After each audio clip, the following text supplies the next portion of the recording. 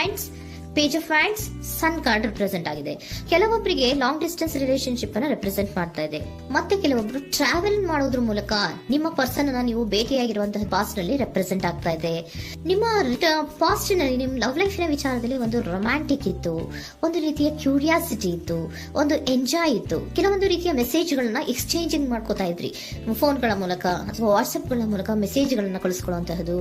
ಒಂದು ರೀತಿಯ curiosity, excitement ಗಳೆಲ್ಲ ನಿಮ್ಮ ಲವ್ ಲೈಫ್ ನ ವಿಚಾರದಲ್ಲಿ ಇತ್ತು. ಪಾಸ್ಟ್ ನಲ್ಲಿ ಕೂಡ ನಿಮ್ಮ ಲವ್ ಲೈಫಿನ ವಿಚಾರದಲ್ಲಿ ಯಾವುದೇ ರೀತಿಯ ತೊಂದರೆಗಳಿರಲಿಲ್ಲ. ಸೊ ಪಾಸಿಟಿವ್ ಆಗಿತ್ತು. ಪಾಸಿಟಿವ್ ಚೇಂಜಸ್ಗಳು, ಬದಲಾವಣೆಗಳನ್ನೇ ನೀವು ನೋಡಿದ್ದೀರಾ. ಯಾವುದೇ ರೀತಿಯ ತೊಂದರೆಗಳೇನು, ಜಗಳಗಳೇನು ಇಲ್ಲದೆ ಇರುವಂತಹದ್ದು ರೆಪ್ರೆಸೆಂಟ್ ಆಗ್ತಾ ಇದೆ. ಅಟ್ ದ ಪ್ರೆಸೆಂಟ್ ಸಿಚುಯೇಷನ್ ಹೇಗಿದೆ, ಈಗಿನ ಸಿಚುಯೇಷನ್ ಕೂಡ secure ಆಗಿರುವಂತಹದ್ದು.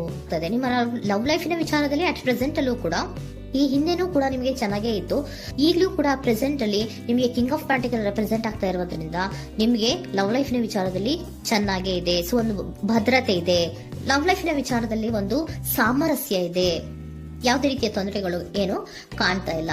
Second card ಬಂದಿರುವಂತಹದ್ದು present situation ಅಲ್ಲಿ ಸ್ಟ್ರೆಂತ್ ಇದೆ, ಬಾಂಡೇಜ್ ಇದೆ. ಚೆನ್ನಾಗಿ ನೀವಿಬ್ಬರ ಮಧ್ಯೆ ಒಂದು ಬಾಂಡೇಜ್ ಇದೆ, ಸಾಮರಸ್ಯ ಇದೆ, ಹೊಂದಾಣಿಕೆ ಗುಣಗಳು ತುಂಬಾ ಇದೆ.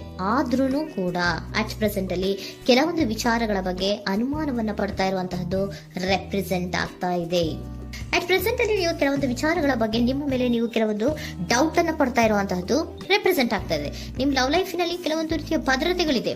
ಸೊ ಯಾವುದೇ ರೀತಿಯ ತೊಂದರೆಗಳೇನೂ ಇಲ್ಲ, ಒಂದು ರೀತಿಯ ಗುಡ್ ಬಾಂಡೇಜ್ ಇದೆ. ಆದ್ರೂ ಕೂಡ ನಿಮ್ಮಲ್ಲಿ ಯಾಕೋ ಆತ್ಮವಿಶ್ವಾಸ ಇಲ್ಲ, ಆತ್ಮವಿಶ್ವಾಸದ ಕೊರತೆಗಳು ರೆಪ್ರೆಸೆಂಟ್ ಆಗ್ತಾ ಇದೆ. ಯಾವುದೋ ಕೆಲವೊಂದು ಅನುಮಾನಗಳು ನಿಮ್ಮಲ್ಲಿ ನಿಮ್ಮ ಲವ್ ಲೈಫಿನ ವಿಚಾರವಾಗಿ ಇರುವಂತಹದ್ದು ರೆಪ್ರೆಸೆಂಟ್ ಆಗ್ತಾ ಇದೆ. ಏನಾದ್ರೂ ತೊಂದರೆ ಆಗ್ತಾ ಇದೆಯಾ, ನನ್ನ ಲವ್ ಲೈಫಿನ ವಿಚಾರವಾಗಿ ಏನಾದ್ರೂ ತೊಂದರೆ ಆಗ್ತಾ ಇದೆಯಾ ಅಂತ ನಿಮ್ಮಲ್ಲೇ ನೀವು ಅನುಮಾನವನ್ನ ಪಡ್ತಾ ಇರುವಂತಹದ್ದು ರೆಪ್ರೆಸೆಂಟ್ ಆಗ್ತಾ ಇದೆ. ಫ್ಯೂಚರಿನ ಬಗ್ಗೆ ಹೇಳೋದಾದ್ರೆ ಕ್ವೀನ್ ಆಫ್ ಪ್ಯಾಂಟಿಕಲ್ಸ್ ಬಂದಿದೆ. ಕ್ವೀನ್ ಆಫ್ ಪ್ಯಾಂಟಿಕಲ್ಸ್ ಬಂದಿರುವಂತಹದ್ದೇನು, ಒಂದು ರೀತಿಯ ಘೋಷಣೆಯನ್ನ ಮಾಡುವಂತಹದ್ದು ರೆಪ್ರೆಸೆಂಟ್ ಆಗ್ತಾ ಇದೆ.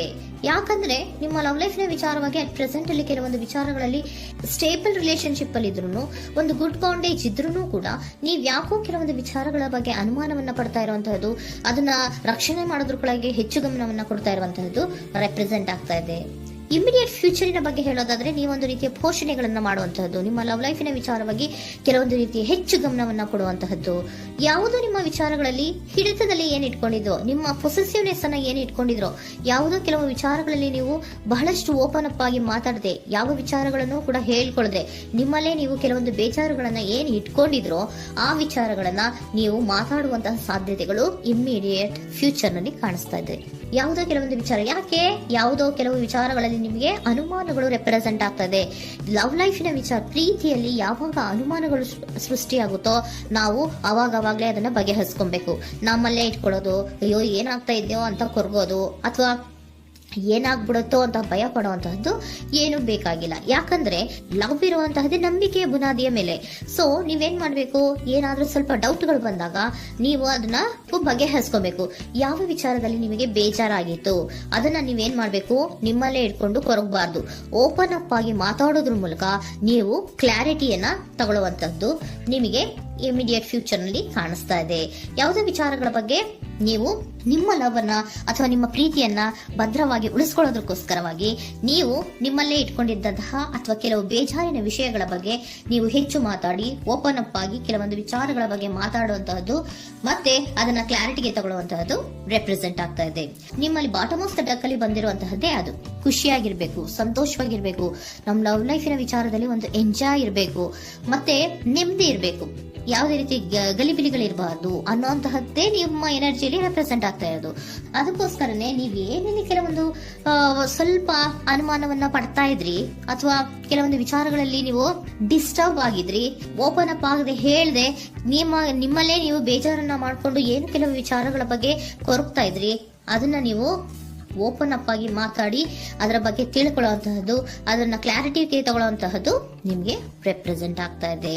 ಪಾಸ್ಟಿನಲ್ಲಿ ನಿಮ್ಗೆ ತುಂಬಾನೇ ಚೆನ್ನಾಗಿತ್ತು, ಅಟ್ ಪ್ರೆಸೆಂಟಿನಲ್ಲೂ ತುಂಬಾನೇ ಚೆನ್ನಾಗಿದೆ.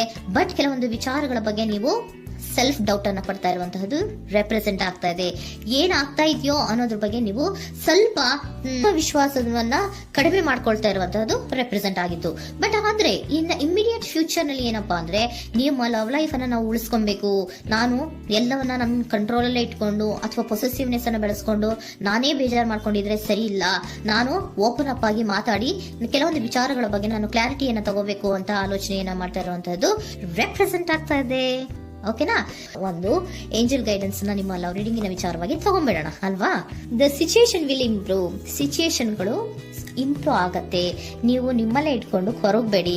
ಯಾವುದೇ ವಿಚಾರಗಳನ್ನ ನಾವು ಓಪನ್ ಅಪ್ ಆಗ್ಬೇಕು. ನಾವೇ ಬೇಜಾರು ಮಾಡ್ಕೊಂಡ್ರೆ ಅವ್ರಿಗೆ ಏನ್ ಅರ್ಥ ಆಗುತ್ತೆ, ನಿಮ್ ಪರ್ಸನ್ ಏನ್ ಅರ್ಥ ಆಗುತ್ತೆ, ಏನಕ್ಕೆ ಬೇಜಾರು ಮಾಡ್ಕೊಂಡಿದೀರಾ ಅಂತ ಅವ್ರು ತಿಳ್ಕೊಬೇಕು ಅಲ್ವಾ.